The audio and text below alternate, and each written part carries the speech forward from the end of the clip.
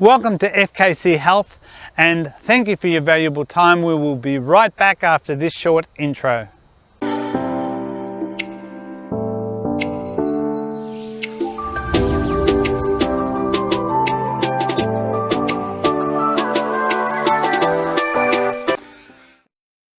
"35 years ago, I wrote a political expose called What Are Our Current Political Motives? I was led and inspired to do that because of the conflicting views and attitudes of our major political parties. At that time, there was a lot of union unrest and a lot of social unrest. I was disillusioned and I was disappointed in the quality of leadership I saw in our country. And in fact, I saw on a global scene. But at that stage, the internet wasn't as rife as it is now. I was led and inspired to write this article to open people's eyes to take some personal responsibility for their decisions and not abdicate the creation of policy and governance on their lives to people who had different agendas than we thought as a population. I have sat on that article for 35 years. When it was released on my birthday, in the Herald and Weekly Times on the 9th of the 2nd, 1987. It was controversial and provocative, and it got me into a lot of trouble. But here we are 35 years later, and the climate and the attitudes and the outcomes and the underlying presentation of things that we cannot see is pretty much the same. And my views and thoughts are identical from that day to this, 35 years later. Here today, I'm going to present this article to you, and it's going to be in its original written form with only minor punctuation and grammatical errors changed for the sake of flow.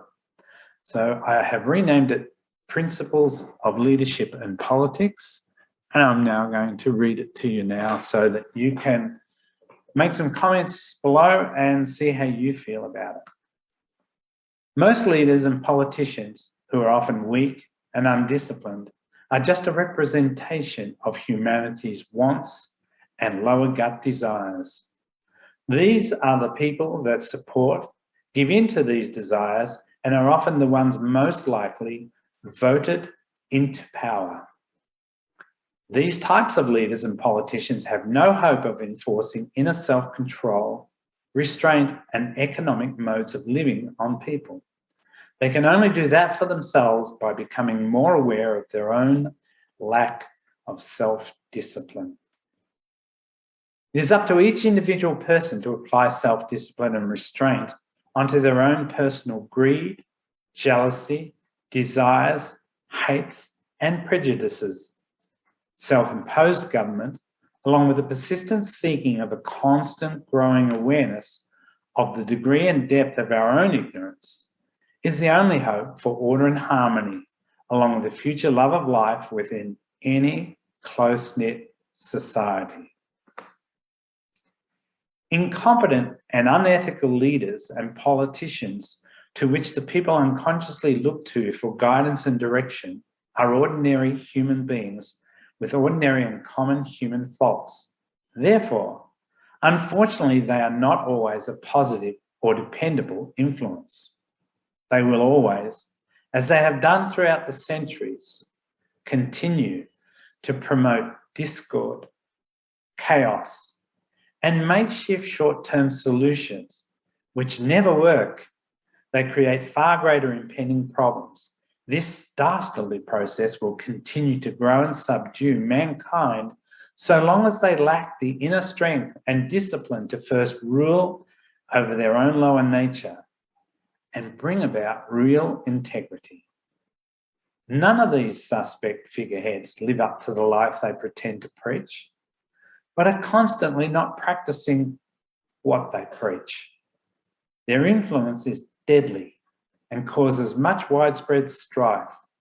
Some human beings are selfish, destructive, and non-sensitive people whose motives are constantly directed towards gratification of their own greed in almost everything they do. This can often also apply to a lot of do-gooders and charitarians of this sometimes selfish world. for it is their own unconscious suppression of truth, love, and honesty which causes their brothers and sisters to consume in proportions far more than they need. These specific sociopathic leaders and politicians have planted in us the seeds via the media to engage in unnecessary activity. Therefore, they are instrumental in making us the cause which brings about the effect in Mother Nature, which through the consequence of circumstance hits back at man, causing him to be a victim of his own ignorance. These things are the real cause of the fires, floods, disease, and destruction of our environment. These things we continually bring upon ourselves by constantly wasting life's energies, unconsciously ignoring nature's warning, and our lack of real love and brotherhood. Most, if not all, nefarious politicians and leaders are no more than greedy, idealistic managing directors of a very large complex business called our lives, our world, our environment, and our resources. Their motives, which are only human like us, always tend towards themselves, power at our expense. The only hope for a brighter future without a nuclear holocaust, widespread disease, and large-scale starvation is for us to willingly change our own direction and to consider others. To be a true beneficial leader or politician, one must first change him or herself and become a total master of harmlessness, selflessness, and divine love. Otherwise, they will push their depravity, ignorance, and unconsciousness on all they would encounter, lead, or govern. This is where self-government starts. When we achieve this direction, then and only then will we be able to cooperate outwardly with some degree of success. Inner government must come first. If we vote for a personality or for mutual selfish reasons instead of policies of restraint, law and order, and proper economic control as set down by the highest order known to man, that being wisdom, then we deny truth, love, and reality. This will foster behaviour that will cause the cessation of mankind and possibly all life on this planet.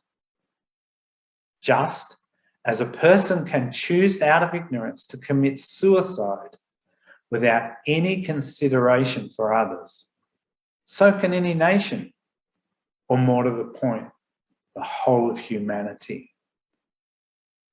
Critical thinking and taking personal responsibility are among some of the ways to change this historical trend for a better future. Thank you for taking the time to watch this presentation.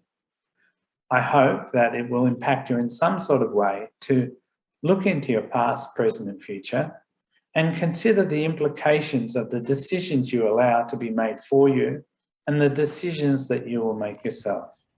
Please feel free to leave comments in the space below. Thank you. Thanks for your time.